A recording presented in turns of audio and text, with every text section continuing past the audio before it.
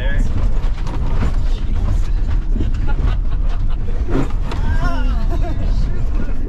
A little bit.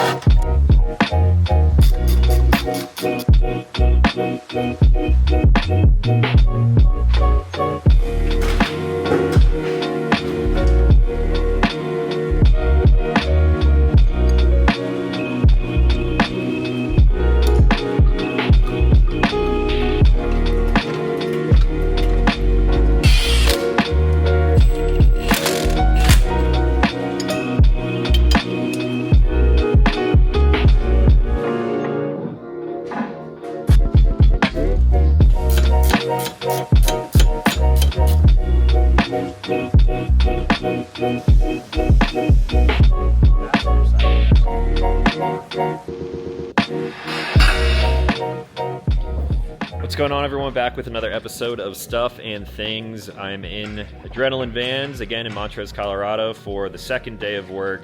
In the last video, you guys caught us taking the mods about 0.1% further, and today we did it again. So there was a lot of work just done that you guys saw in the beginning there. In this video, we are mainly talking about a lot of different components from Vancompass. Now I'm going to give you guys kind of a walkthrough of the process that we just went through to get the van to the point where it's at right now. I'm actually ready to roll out of here soon, so this is going to be kind of like a recap, and we're just going to do this in like a first person kind of view.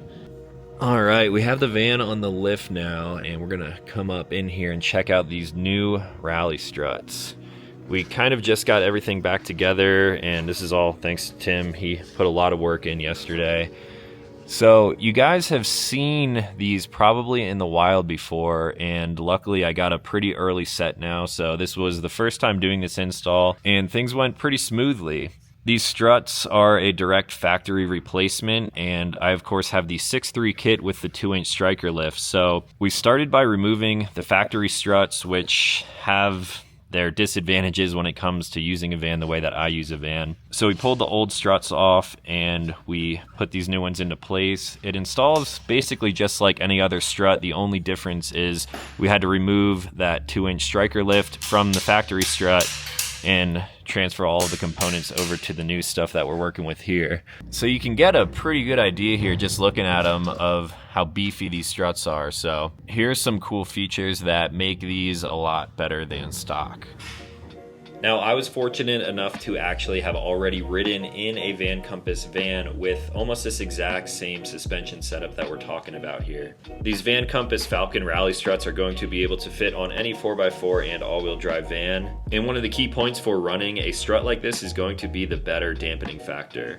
The location of the strut offers better control over dampening range when compared to just a simple auxiliary shock adjustment. Having the adjustability on the strut now is going to be a lot more noticeable.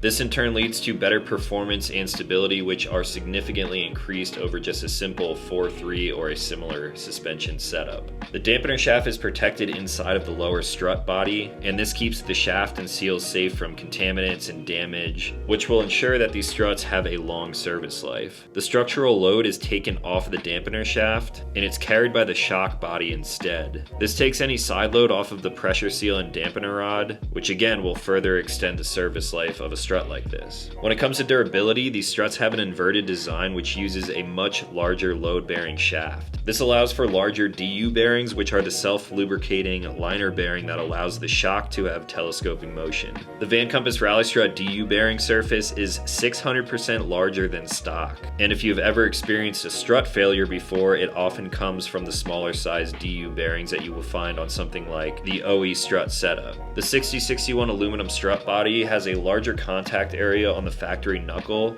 which should increase the clamping force. That way, once you set the alignment on a van like this, it should in theory stay in place a lot longer than something like an OE strut, even on some of the hardest impacts.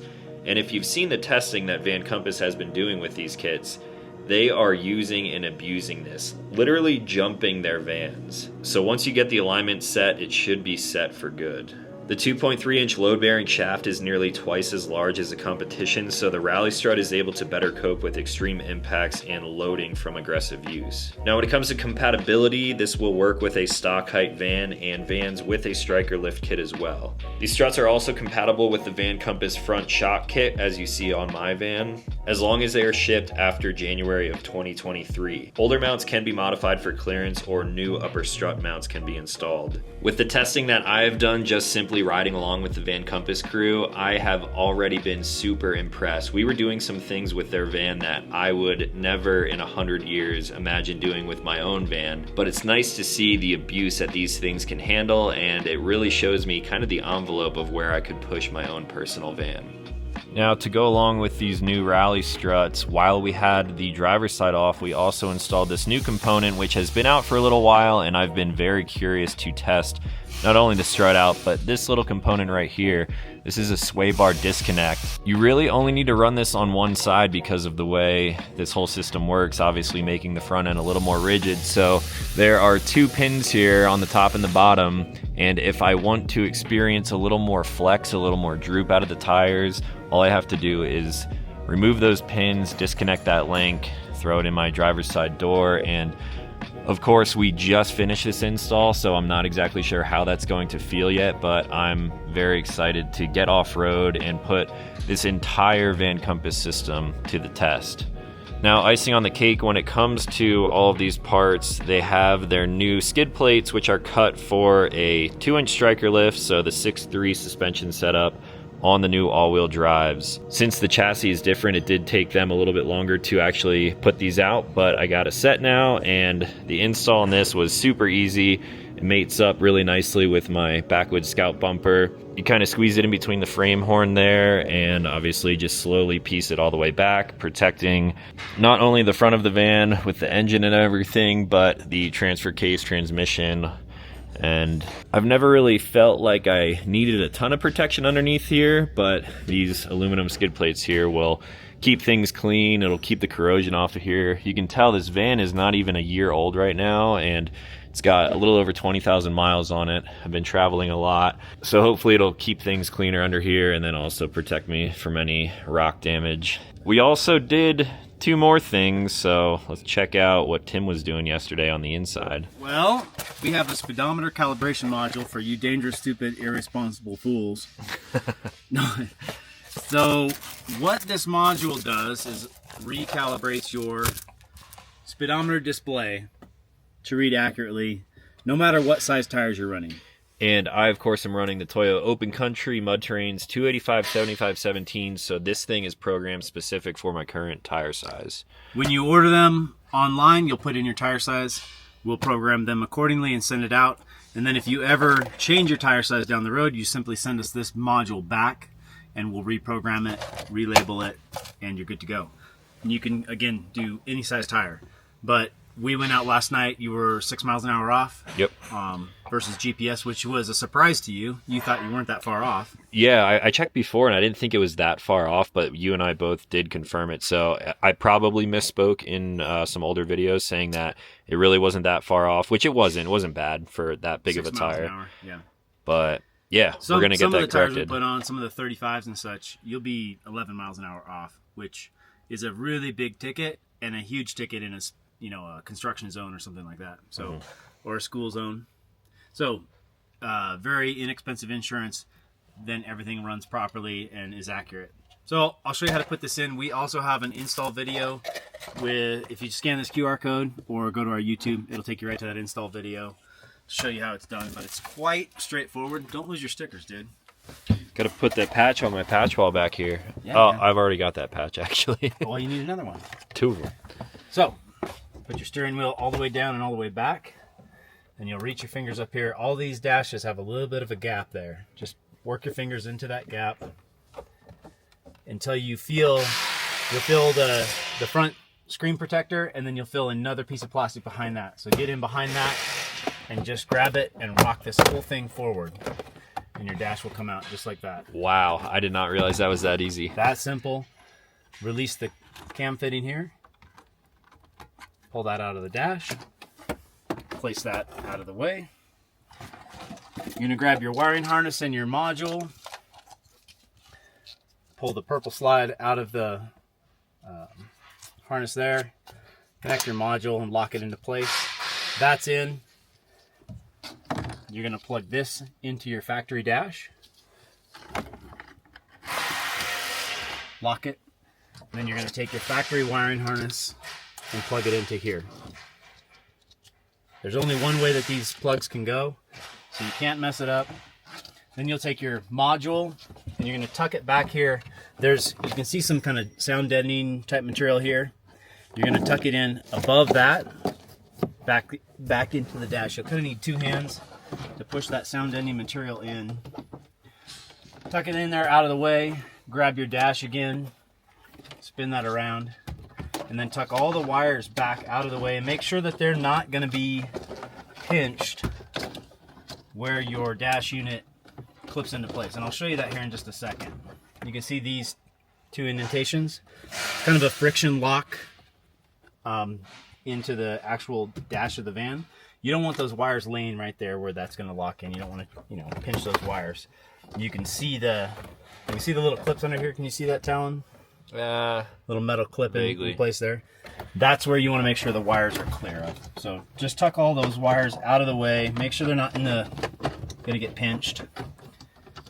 And then go ahead and stick your dash back into place. Start at the bottom. Get the bottom started. And then push the entire thing in till it clicks. Just like that. And you're done. Set your wheel where you like it, and your speedometer is accurate. Now that my speedo is calibrated, I also wanted to talk about some of the other computer-related things that we changed. So if I start up the van here, you will notice a few different changes. Adrenaline Van offers all sorts of different computer programming. The first one you'll notice right here, as soon as I start the van, it says Active Lane Keeping Assist Inoperative. If you guys drive a Sprinter, you will know how freaking annoying the lane keep assist is, and generally you have to go into your settings and turn it all off. So I have now programmed my van so that is permanently off, and I don't want it, don't need to use it. It's invasive when I'm driving, so that is an option that I chose. There are two other options that I chose to go with as well, and the sky is kind of the limit here. You can do a lot of programming with these vans. So if I scroll over on my dash here, you'll notice I now have an AMG Performance tab. So when we hop into that, I now have an AMG Performance screen. This is showing me a readout of horsepower, the engine torque, as well as the engine oil temp and the trans oil temp as well. This is kind of like a Gucci thing, but it's also nice to be able to see different parameters of your vehicle as you're driving it. So you guys will see me kind of showing that in some future videos as I'm driving around. And then last but not least, while I'm driving around, if you turn your camera on, you can press that button, but once you get over about 10 miles an hour, the camera will cut off. I now have the anytime camera mod, so when I tap on that, I can actually get a live view, 360 front, rear, all of the different camera options of my van, and this will be available and accessible while I'm actually driving. This is nice when you have something like a motorcycle on the back of your van. A lot of times I will have a hitch carrier here with a little motorcycle, so I can drive with a rear view of what I'm towing back there, whether it's a trailer with a side-by-side, a motorcycle on the back, or even if someone's tailgating you, whatever it may be. You can check your surroundings all the time, and that will not turn off. If you guys are curious about any other computer programming, like all the software stuff that Adrenaline does, feel free to reach out to them, and they can get you dialed in with a lot of cool customizable options. So the van is pretty dialed in right now, and I should be ready to roll. I've got a lot of testing to do before I can bring you guys like my full thoughts on the struts, the sway bar disconnect, and basically everything else that we did here. But let's throw it over to Tim so he can talk about it because he knows way more than I do. No. Yeah, installing the struts was very straightforward yesterday. They drop in basically just like a factory strut would. You have to pay attention to the orientation of the reservoirs when you bolt it up, of course, because you can't have those sticking out where they could hit the tire. But the install instructions are very straightforward. I'm really curious to see how you like the struts. after putting some hard use on them. We lined the van afterwards yesterday, and then while we had on the lift, went ahead and threw the skid plates on. So really looking forward to hearing your feedback on the performance of the Strut and kind of seeing what you think. And I heard that you might be getting some of these soon. Yes, I think we have several sets on the way here very shortly from the sounds of it. So yeah, if you're looking for a set, give us a call. We're gonna have some in here shortly. If you want to be like Talon, you know where to go. Oh yeah, wait, there's one more thing too. Like I said, the van is never fully complete, but while I was out here, we actually did this yesterday as well. So you may have seen in the locker video that we had my stock exhaust just cut, which worked fine, but we decided to actually make it perfection here because Tim is a perfectionist. Yeah, you know, when you put an aftermarket bumper on the back, you need to cut the exhaust so that heat doesn't build up in the bumper and melt your wiring harness. We had it cut initially. I don't remember what the deal was. When you first installed it, we didn't have a lot of time, or we didn't have an exhaust tip or something. So yeah, we did a million things that week too. Right. So I was fine with it, but this is definitely the proper way to get it done. So we just take an actual factory exhaust section that goes from this midpoint here straight back. We cut that short and then turn it 90 degrees and put a nice stainless steel tip on the end. So it looks super pro. And if you look at it from the outside of the van, you can see the tip behind the rear mud flap here. It just looks really nice and clean. It kind of gives it a beefy look, and you're not really giving up any ground clearance here. If you're hitting that, you're going to have bigger problems than just dinging up your exhaust. But I think it looks way better than just having it cut and dumped out underneath the van. It does get the exhaust out from under the car, which is nice if you're sitting and idling. I just like how it looks a lot better than having it cut back there. So when we do a backwoods bumper or CA tuned bumper, or any kind of bumper on a short van where there's risk of exhaust gases building up in that bumper, this is the kind of setup that we opt for. So that is where the Storyteller Sci Mode is sitting for middle of December, and I haven't even had the van for a year yet, but I got to give a huge thanks to Tim because you've put a ton of work into this van. I'm always out here, and also thanks to Vancompass because I'm excited to test out all these new components. If you're looking for anything van related, lights, lockers, suspension, basically everything that you see on my van, Tim is the guy to contact. So man, thanks for coming out. Yeah, it's always a pleasure. It's fun. It's always a late night for some reason. Yeah, we end up spending after hour shop time working on my van often, but for the most part, it's fun. We're hanging out. Yeah, I get to get my hands dirty a little bit, but it's cool to have you here filming the whole thing because you get to see a lot of the nitty gritty details that customers don't, and sometimes capture that, put it in your video. So I think people will appreciate seeing that. Yeah, but it is fun to have you here. Progress. That's what that is. To have you here and get to see those details and really see what goes into making this stuff happen, especially a technical install like a locker. There's a lot that goes into it, and so it was cool to actually get to walk somebody through it because normally there's no customers back here. So it was a good time. Yeah.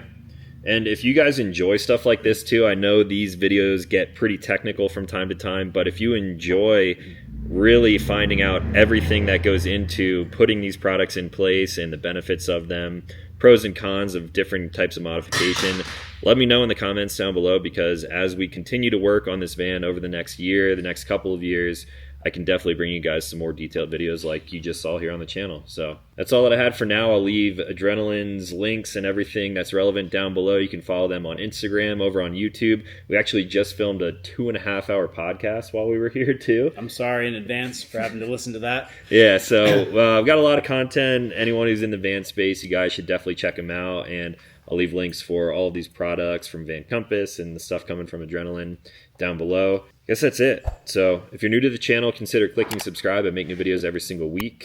As always, thank you guys for watching. I'll talk to you in the next one.